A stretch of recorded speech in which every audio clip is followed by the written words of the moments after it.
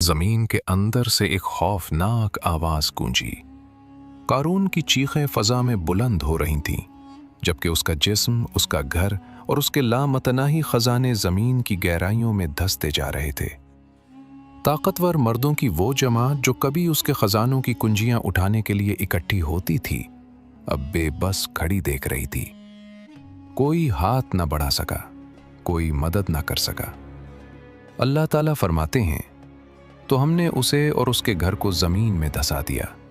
फिर ना उसके लिए कोई जमात थी जो अल्लाह के मुकाबले में उसकी मदद करती, और ना वो खुद मदद करने वालों में से था। उस लम्हे में कारून की सारी शान और शौकत एक ही पल में मिट गई। मुझे रोको, ये मेरा माल है। ये वो अंजाम था जिसने एक वक्त की सबसे बड़ी दौलत को चंद लम्हों में नीस तो नाबूद कर दिया। अब सवाल ये पैदा होता है कि आखिर कारून की ये ताकत और दौलत की बुनियाद क्या थी? बनी इसराइल उस वक्त मिस्र की सरजमीन पर एक मुनज़्ज़म और ताकतवर ग्रोह की सूरत में मौजूद थे। वो फ़िरौन के निज़ाम में शामिल थे, मगर अपनी अलग शनाख्त रखते थे। उनकी आबादी हज़ारों की तादाद में थी और वो मुख्तलिफ पेशों में महारत रखते थे। कारून उन्हीं में से एक था जिसका ताल्लुक लावी की औलाद से था। अल्लाह ताला फरमाते हैं, बेशक कारून मूसा की कौम में से था, फिर उसने उन पर सरकशी की और हमने उसे ऐसे खजाने दिए कि उनकी कुंजियां एक ताकतवर जमात पर भारी पड़ती थीं। तफसीर इब्ने कसीर में बयान है कि कारून का नसब मूसा अलैहिस्सलाम से करीब था। बाज़ रिवायात में वो मूसा अलैहिस्सलाम के चचाजाद भाई थे। इब्तदाई दौर में वो तौरात का हाफिज और इबादत गुजार शख्स समझा जाता था, मगर जब अल्लाह ने उसे बेपनाह माल अता किया तो उसकी सरकशी शुरू हो गई। उस कौम की ताकत का एक बड़ा हिस्सा उनकी तंजीम और फन्ने तामीर में था। मिस्र में वो ऐसे इलाकों में आबाद थे जहां ज़रई और मादनी वसाइल दस्तयाब थे। कारून ने इन वसाइल से फ़ायदा उठाते हुए कानों और कानकनी के ज़रिए सोना निकालने का काम किया। तफसीर में आता है कि वो अपने ज़माने का वाहिद शख्स था जिसे पत्थरों से खालिस सोना अलग करने का तरीक़ा मालूम था। उसकी वजह से फ़िरौन के दरबार में भी उसकी ख़ास अहमियत थी। फ़िरौन उसे दूसरों से ज़्यादा इज्जत देता था, क्योंकि कारून की दौलत फ़िरौन की सल्तनत की माशी ताकत बढ़ाती थी। कारून की दौलत की शान देखते ही बनती थी। उसके ख़जानों की कुंजियां इतनी भारी थीं कि उन्हें उठाने के लिए ताकतवर मर्दों की एक बड़ी जमात दरकार होती थी। इब्ने अब्बास रज़ी अल्लाह अन्हु की रिवायत के मुताबिक कभी 10 से 40 तक मजबूत मर्द भी उन कुंजियों को उठाने में मुश्किल महसूस करते थे। उसके महलात में सोने के दरवाजे, सोने का पंख और सोने के बर्तन इस्तेमाल होते थे। वो बेहतरीन और लंबे लिबास पहनता था ताकि लोगों पर अपनी बड़ाई जाहिर कर सके। ये तकब्बुर की वाज़े अलामत थी। उसकी कौम के अंदर भी दो गिरोह बन गए थे। एक गिरोह उसकी दौलत देखकर हसद करता और कहता कि काश हमें भी ऐसा ही माल मिल जाए। दूसरा गिरोह जो अल्लाह से डरता था, उसे नसीहत करता कि इस दौलत पर फ़ख्र न कर।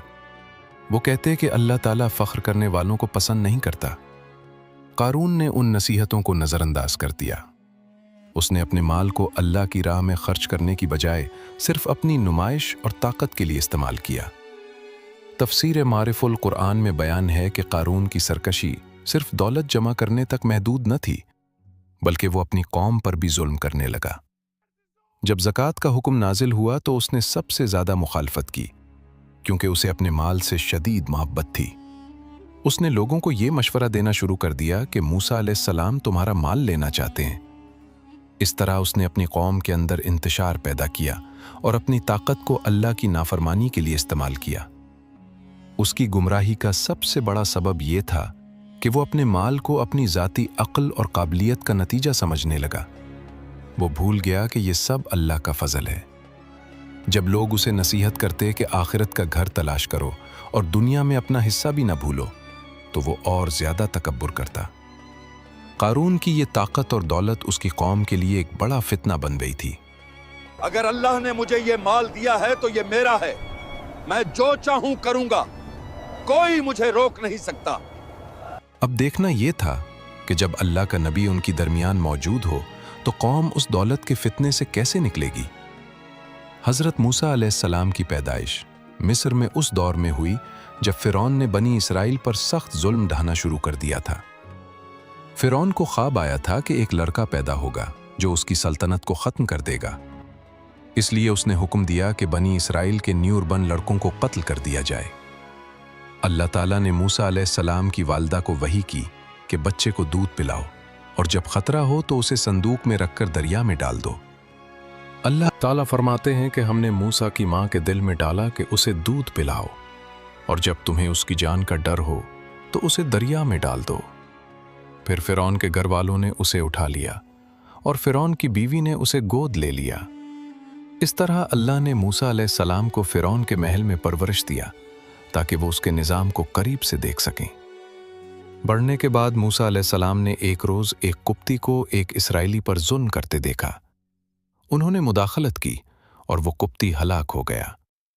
इस वाक़े के बाद मूसा अलैहिस्सलाम को मिस्र छोड़कर मदियन की तरफ जाना पड़ा। वहाँ उन्होंने हज़रत शुएब अलैहिस्सलाम की खिदमत की और उनकी बेटी से शादी की। 10 साल गुजरने के बाद जब वो अपने अहले खाना के साथ वापस मिस्र लौट रहे थे तो तौर की वादी में अल्लाह ताला ने उन्हें नबूवत अता फरमाई। अल्लाह ताला ने मूसा अलैहिस्सलाम को हुक्म दिया कि फ़िरौन की तरफ जाओ और बनी इसराइल को ग़ुलामी से निजात दिलाओ। उन्हें मौजिज़ात भी दिए गए, लाठी जो सांप बन जाती थी और हाथ जो चमकदार हो जाता था। मूसा अलैहिस्सलाम ने फ़िरौन के दरबार में जाकर तौहीद की दावत दी और बनी इसराइल को आज़ाद करने का मुतालबा किया। फ़िरौन ने इनकार किया और मूसा अलैहिस्सलाम को जादूगर करार दिया। हज़रत मूसा अलैहिस्सलाम की जद्दोजहद सिर्फ फ़िरौन तक महदूद न थी। जब बनी इसराइल मिस्र से निकले तो उनके अंदर भी मुख्तलिफ गिरोह थे। क़ारून उन्हीं में से एक था। मूसा अलैहिस्सलाम ने अपनी कौम को अल्लाह की इबादत, तौहीद और आखिरत की याद दिलाते हुए कहा कि दुनिया की ज़िंदगी आर्जी है। उन्होंने ज़कात का हुक्म दिया ताकि मालदार लोग गरीबों का हक अदा करें और मुआशरे में इंसाफ कायम हो। तफसीर इब्न कसीर में बयान है कि थे जो अपनी दौलत पर उतराते थे। मूसा अलैहिस्सलाम ने उन्हें बार बार नसीहत की कि अल्लाह ने जो कुछ तुम्हें दिया है उससे आखिरत का घर तलाश करो, दुनिया का अपना हिस्सा भी ना भूलो और दूसरों के साथ एहसान करो जैसा कि अल्लाह ने तुम पर एहसान किया है। मगर क़ारून ने ये नसीहतें कबूल न की। मूसा अलैहिस्सलाम की दावत साफ और वाज़ेह थी। वो कहते थे कि अल्लाह एक है, इसके सिवा कोई माबूद नहीं। फ़िरौन खुद को खुदा कहता है मगर वो महज एक इंसान है। उन्होंने बनी इसराइल को सब्र और इस्तकामत की तलकीन की और बताया कि अल्लाह जालिमों को हमेशा नहीं छोड़ता। उनकी जिद्दोजहद में हज़रत हारून अलैहिस्सलाम भी उनके साथ थे, जो उनके भाई थे और उनकी मदद करते थे। हारून ने मूसा अलैहिस्सलाम की उस दावत को अपनी ज़ाती ताकत के लिए ख़तरा समझा। जब ज़कात का हुक्म आया तो क़ारून ने सबसे ज़्यादा मुखालफत की। वो अपने माल से मोहब्बत करता था और उसे अल्लाह की राह में खर्च करने पर तैयार ना था। उसने कौम के अंदर इंतशार फैलाना शुरू कर दिया। मूसा अलैहिस्सलाम की ये जिद्दोजहद कौम को गुमराही से निकालने की थी। वो चाहते थे कि लोग अल्लाह से डरें, तकब्बुर छोड़ें और आखिरत की तैयारी करें। मगर क़ारून जैसे लोगों ने इस दावत को कबूल करने की बजाय उसकी मुखालफत का रास्ता इख्तियार किया। अल्लाह ने जो माल तुम्हें दिया है उससे आखिरत का घर तलाश करो, दुनिया का हिस्सा भी ना भूलो और दूसरों के साथ एहसान करो जैसा अल्लाह ने तुम पर किया। अब देखना ये था कि जब क़ारून ने खुलकर मुखालफत शुरू कर दी तो क्या हुआ। हारून ने हज़रत मूसा अलैहिस्सलाम की दावत को बर्दाश्त न किया। जब ज़कात का हुक्म नाजिल हुआ तो उसने सबसे शदीद मुखालफत की। अल्लाह ताला ने मूसा अलैहिस्सलाम को हुक्म दिया था कि हर 1000 दीनार में से 1 दीनार और हर 1000 बकरियों में से 1 बकरी ज़कात में दी जाए। हारून ने यह हुक्म सुनकर अपने माल की मोहब्बत में घबरा कर इनकार कर दिया। उसने अपने करीबी साथियों को जमा किया और कहा कि मूसा अलैहिस्सलाम, तुम सबका माल लेना चाहते हैं? इस तरह उसने कौम के अंदर शुकूक पैदा करने की कोशिश की। जब ये तदबीर कामयाब ना हुई तो क़ारून ने एक घिनौनी साजिश तैयार की। उसने एक बदकार औरत को बहुत बड़ी रकम और सोने का तोहफा देकर राजी किया कि वो लोगों के सामने हजरत मूसा अलैहिस्सलाम पर झूठा इल्जाम लगाए। अगले दिन जब मूसा अलैहिस्सलाम लोगों को नसीहत कर रहे थे, हारून ने औरत को पेश किया। औरत ने इल्जाम लगाया कि मूसा अलैहिस्सलाम ने उसके साथ बदकारी की है। मूसा अलैहिस्सलाम ने अल्लाह की कसम देकर औरत से सच बोलने का मुतालबा किया। औरत ने अल्लाह के खौफ से सब कुछ बयान कर दिया और अपने गुनाह पर तौबा कर ली। तफसीर इब्ने कसीर में बयान है कि इस वाक़े ने कारून की नफ़रत को और भड़का दिया। वो अब खुलकर हज़रत मूसा अलैहिस्सलाम की मुखालफत करने लगा। वो लोगों को कहता कि मूसा जादूगर है और झूठा नबी है। कारून ने अपनी दौलत का इस्तेमाल करते हुए कुछ लोगों को अपने साथ मिला लिया और उन्हें मूसा अलैहिस्सलाम के खिलाफ भड़काता रहा। एक दिन कारून ने बड़े जुलूस के साथ कौम के सामने निकला। 70 मजबूत खच्चरों पर खजानों की कुंजियां लदी हुई थीं। लोग उसकी शान देखकर हैरान रह गए। कुछ लोगों ने तमन्ना की कि काश हमें भी कारून जैसा माल मिल जाता। उस वक्त हजरत मूसा अलैहिस्सलाम ने उन्हें नसीहत की, अल्लाह का दिया हुआ सवाब उन लोगों के लिए बेहतर है जो ईमान लाए और तकवा इख्तियार किया। कारून ने यह सुनकर और ज्यादा गुरूर किया। वो मूसा अलैहिस्सलाम के सामने खड़ा होकर बोला कि ये सब माल उसे उसकी अक्ल और सलाहियत से मिला है। उसने मूसा अलैहिस्सलाम को चैलेंज किया कि अगर तुम वाकई नबी हो तो बद्दुआ का मुकाबला करो। ये माल मेरी अकल से मिला है।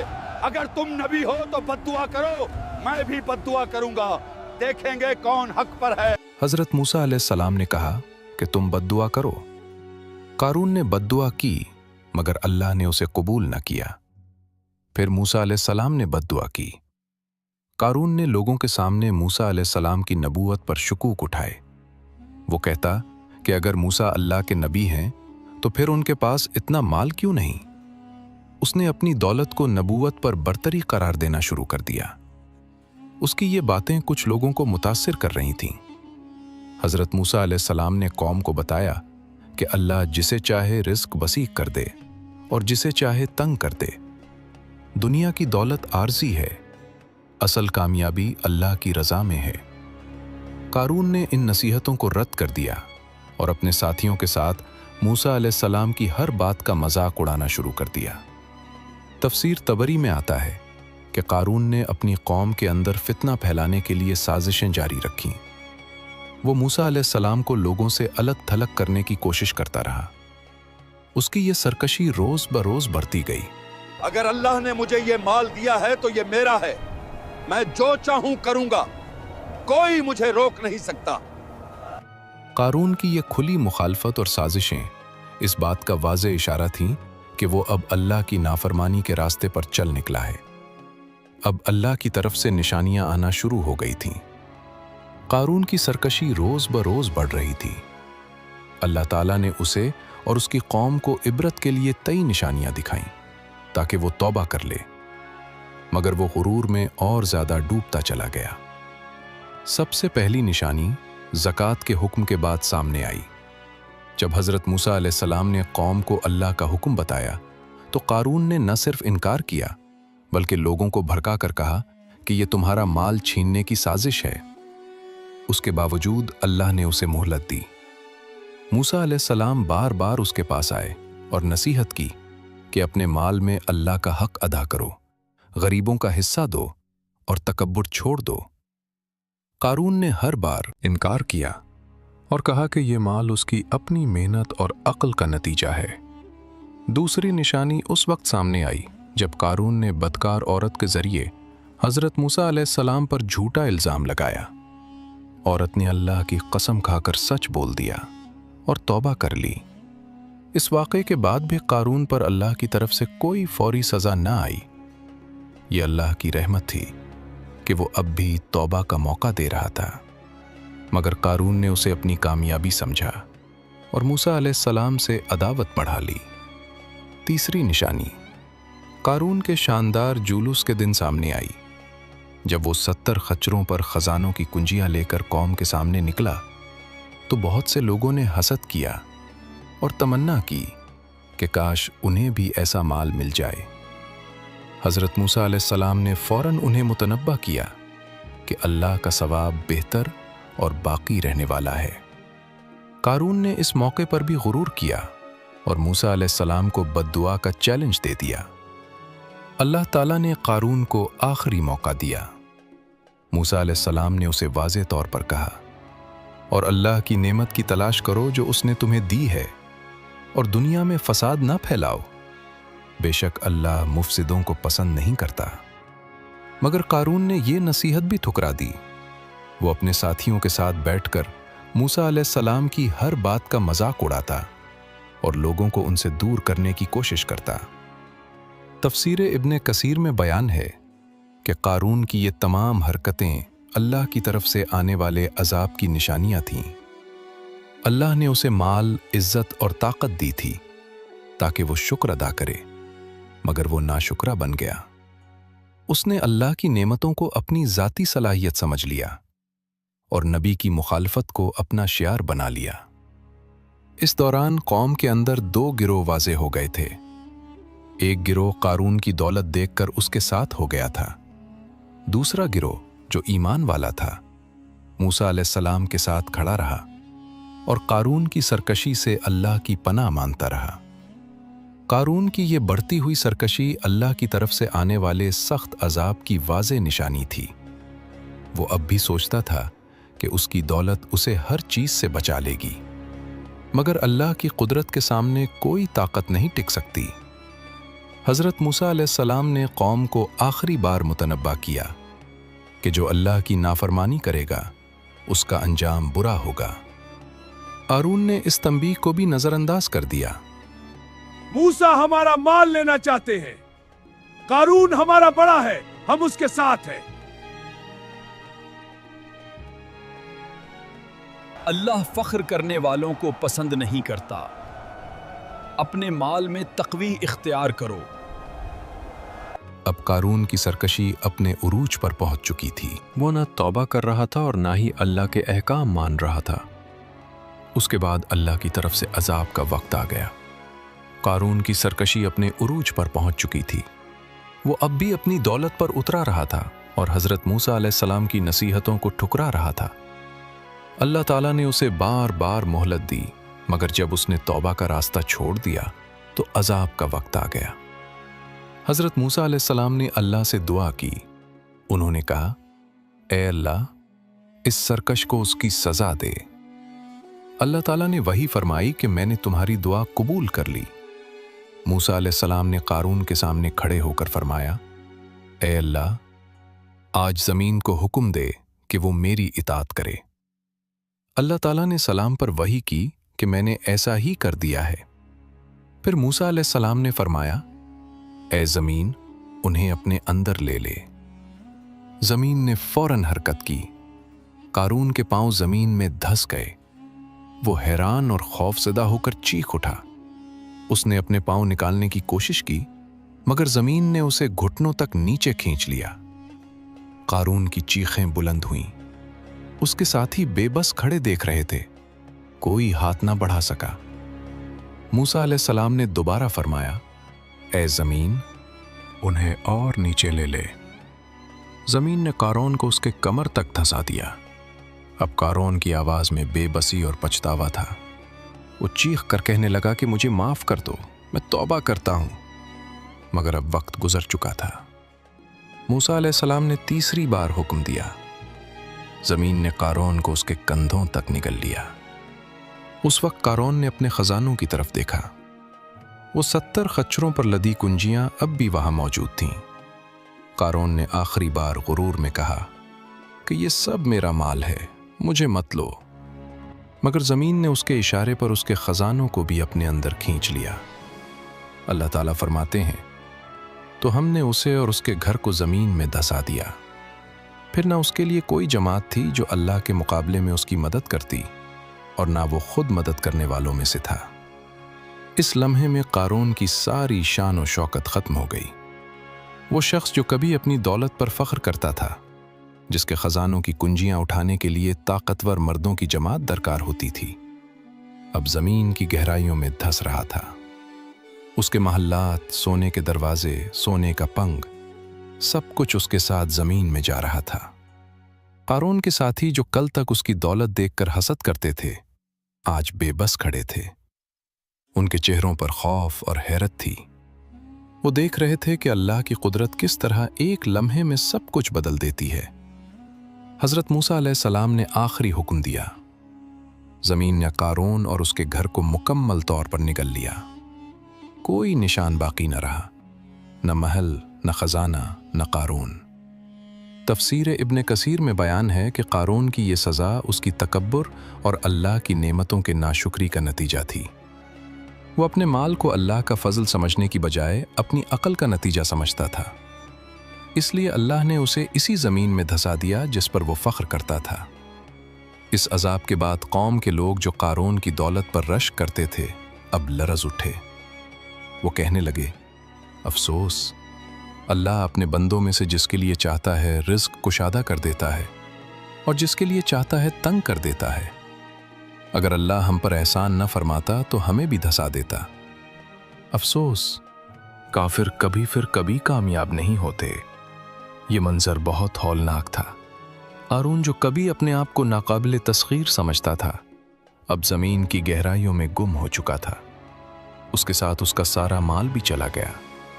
वो माल जो उसने कानों से निकाला, जो उसने तिजारत से जमा किया, जो उसने फ़िरौन के दरबार में फ़ख्र के लिए इस्तेमाल किया, सब कुछ एक ही लम्हे में मिट गया। अल्लाह ताला ने इस वाक़े को कुरान में बयान किया ताकि आने वाली उम्मतों के लिए इबरत बने। कारून की तबाही ये बताती है कि अल्लाह की गिरफ्त बहुत सख्त है। जब वो पकड़ता है तो कोई बच नहीं सकता। न दौलत बचा सकती है, न ताकत, न साजिशें। मुझे रोको, ये अमाल है, मैं तौबा करता हूँ, मुझे बाहर निकालो। इस अजाब ने पूरी कौम को हिलाकर रख दिया। जो लोग कल तक कारून जैसा बनने की तमन्ना कर रहे थे, आज अल्लाह की कुदरत के सामने सर झुका चुके थे। कारून की कहानी यहां खत्म नहीं हुई। उसके बाद बचने वालों के लिए एक बड़ा सबक बाकी था। कारून के जमीन में धंस जाने के बाद जो लोग ईमान लाए थे, वो अल्लाह की रहमत से बच गए। हज़रत मूसा अलैहिस्सलाम की कौम के वो अफराद जो तकब्बुर छोड़कर अल्लाह से डरते थे, उन्हें कोई नुकसान न पहुंचा। अल्लाह ताला ने उन्हें इस फितने से महफूज रखा जिसने कारून और उसके साथियों को निगल लिया था। ये लोग मूसा अलैहिस्सलाम के साथ रहे और अल्लाह के अहकाम पर अमल करते रहे। उन्होंने देखा कि दुनिया की सबसे बड़ी दौलत भी अल्लाह की नाफरमानी के सामने कुछ नहीं। उन मोमिनीन ने कारून की तबाही देखकर फौरन अल्लाह का शुक्र अदा किया। वो कहने लगे कि अगर अल्लाह हम पर फजल ना फरमाता तो हम भी कारून की तरह तबाह हो जाते। उन्होंने अपने माल में ज़कात अदा की, गरीबों की मदद की और तकब्बुर से बचने की कोशिश की। अल्लाह ने उन्हें इस सबक से फ़ायदा उठाने की तौफीक दी। अब इस वाक़े से अहम सबक ये निकलता है कि दौलत का असल मालिक अल्लाह ताला है। इंसान को जो कुछ मिलता है वो अल्लाह का फजल है। कारून ने ये भूल कर कि ये सब मेरी अकल और मेहनत से मिला है, अल्लाह की नेमतों का नाशुक्रा बन गया। नतीजा ये निकला कि अल्लाह ने उसे इसी ज़मीन में धंसा दिया जिस पर वो फ़ख्र करता था। दूसरा सबक तकब्बुर और गुरूर की तबाही है। कारून ने अपनी दौलत, महल्लात और शान व शौकत देखकर खुद को सबसे बड़ा समझ लिया। वो मूसा अलैहिस्सलाम जैसी नबूवत पर भी अपने माल को फौकियत देने लगा। अल्लाह ताला फरमाते हैं कि वो फ़ख्र करने वालों को पसंद नहीं करते। कारून की कहानी इस बात की वाज़ेह दलील है कि जब इंसान अल्लाह की नेमत पर तकब्बुर करता है तो अल्लाह उसे ज़लील कर देता है। तीसरा सबक ये है कि माल अल्लाह की अमानत है। कारून ने अपना सारा माल सिर्फ नुमाइश, फ़ख्र और अपनी इज्जत बढ़ाने में खर्च किया। उसने ज़कात अदा नहीं की, गरीबों का हक नहीं दिया। जब अजाब आया तो ना उसका माल उसे बचा सका और ना उसकी ताकत। आज भी जो लोग अपनी दौलत पर फ़ख्र करते हैं, रिश्वत लेते हैं, अवाम का हक मारते हैं या गरीबों को हकीर समझते हैं, उन्हें कारून का अंजाम याद रखना चाहिए। अल्लाह की गिरफ्त बहुत सख्त है। चौथा सबक दुनिया की आर्जी हैसियत का है। कारून की सारी चमक दमक चंद लम्हों में मिट गई। उसके खजाने, महल्लात और शान व शौकत का कोई निशान बाकी न रहा। अल्लाह ताला ने इस वाक़े को कुरान में बयान किया ताकि आने वाली उम्मतों को याद रहे कि दुनिया की ज़िंदगी आरसी है, असल ज़िंदगी आखिरत की है। जो लोग दुनिया को सब कुछ समझकर आखिरत को भूल जाते हैं, उनका अंजाम कारून जैसा हो सकता है। आज के दौर में भी बहुत से कारून मौजूद हैं। वो हुक्मरान जो अवाम का माल लूटते हैं, अरबों रुपए बैरूने मुल्क जमा करते हैं, जबकि उनकी कौम भूख से मर रही होती है। वो अमीर जो गरीबों पर जुल्म करते हैं और अपनी दौलत को अल्लाह की राह में खर्च नहीं करते। उन सबको कारून की कहानी से सबक लेना चाहिए। अल्लाह जिसे चाहे रिस्क कुशादा कर दे और जिसे चाहे तंग कर दे। कोई इंसान अपनी ताकत पर भरोसा ना करे। आम लोगों के लिए सबक यह है कि अमीर लोगों की दौलत देखकर हसद ना करो। कारून की दौलत पर रश करने वाले लोग बाद में खुद कहने लगे कि अफसोस, हमने बड़ी गलती की। असल कामयाबी दौलत में नहीं, बल्कि ईमान, तकवा और अल्लाह की रज़ा में है। हज़रत मूसा अलैहिस्सलाम की कौम के वो लोग जो बच गए, उन्होंने ये सबक सीखा कि अल्लाह की नाफरमानी का अंजाम हमेशा बुरा होता है। कारून ने अल्लाह की नेमतों का शुक्र अदा नहीं किया, नबी की मुखालफत की, तकब्बुर किया, नतीजा तबाही निकला। आज भी जो लोग अल्लाह की नाफरमानी करेंगे, उनका अंजाम अच्छा नहीं होगा। आखिर में ये कहना काफ़ी है कि दुनिया की ज़िंदगी चंद दिन की है। कारून ने दुनिया को सब कुछ समझा और आखिरत को भूल गया।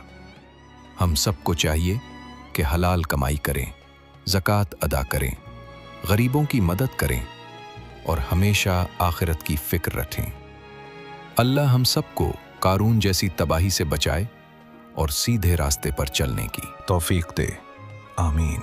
अगर अल्लाह हम पर एहसान ना फरमाता तो हम भी कारून की तरह धंस जाते। अल्लाह का शुक्र है कि उसने हमें बचाया। कारून की ये कहानी आज भी जिंदा है।